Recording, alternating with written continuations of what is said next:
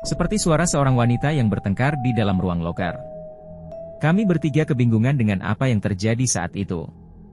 Tapi Hendro memutuskan untuk membuka pintu loker tersebut, dan kami bertiga masuk bersama-sama sambil membawa makanan. Ternyata di dalam tidak ada siapa-siapa.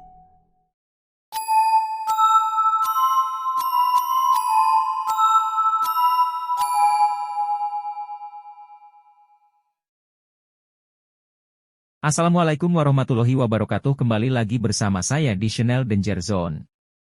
Jadi di segmen Kismis Kisah Misteri kali ini saya akan menceritakan kisah tentang diikuti hantu wanita berambut panjang. Sebelum masuk ke ceritanya, alangkah baiknya kalian dukung channel kami dengan cara subscribe, like, comment, and share ke teman-teman kalian semua. Agar kami lebih semangat lagi untuk membuat video-video yang lebih menarik lagi. Oke, tanpa banyak basa-basi kita gas ke ceritanya. Kismis Kisah Misteri dimulai.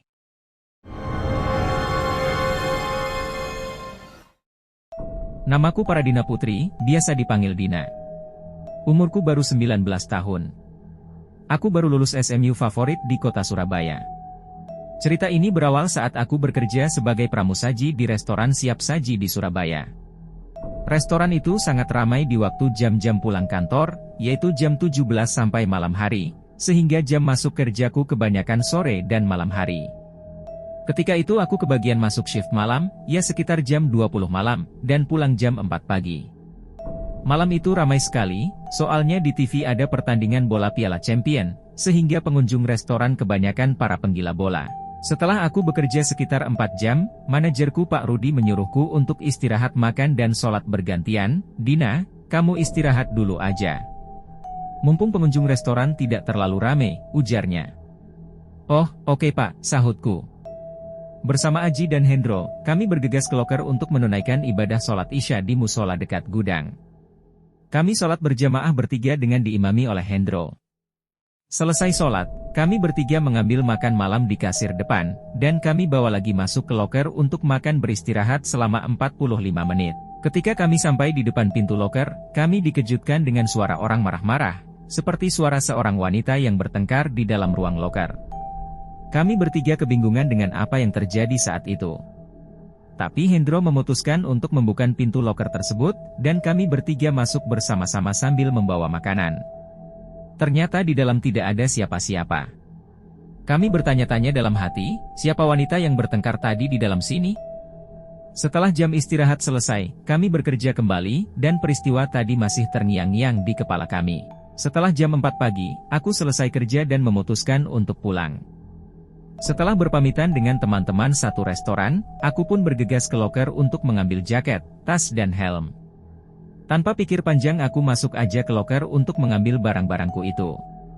Tiba-tiba setelah pintu loker terbuka, tampak sosok wanita berambut panjang sedang duduk di ujung loker. Sambil ketakutan, aku memberanikan diri untuk mengambil barang-barangku dengan tergesa-gesa. Dan ketika aku melirik ke arah sosok wanita tersebut, tiba-tiba wanita itu bangkit dari duduknya, lalu berjalan menembus tembok loker dan menghilang di balik tembok. Sontak saja aku lari terbirit-birit keluar dari loker. Sesampainya di luar, aku bertemu dengan manajerku Pak Rudi, dan dia menyapaku, "Kenapa kamu Dina? Kok berlari seperti itu?" Sambil terbata-bata, aku menjawabnya, Anu. Pak, ada wanita di loker, bisa nembus tembok." Pak Rudi hanya tersenyum dan menjawab, Itu hanya perasaanmu aja, Dina. Wong gak ada apa-apa kok biasanya juga." Aku pun bergegas pulang dengan tubuhku yang masih gemetaran. Sesampainya di rumah, aku langsung aja tidur tanpa melepas baju dan sepatuku. Ya, maklumlah aku kelelahan dengan apa yang aku alami tadi. Keesokan harinya, aku bangun kesiangan. Saat aku membuka mata, aku melihat jam dinding kamarku udah menunjukkan pukul 13.10 siang. Aku kemudian bergegas menuju kamar mandi untuk membersihkan diri, namun waktu itu aku lupa mengambil handukku di lemari pakaian di kamar tidurku. Saat aku kembali lagi ke kamarku, ketika ku buka lemari pakaianku, tiba-tiba wanita yang ada di loker restoran semalam itu sedang berdiri di dalam lemariku.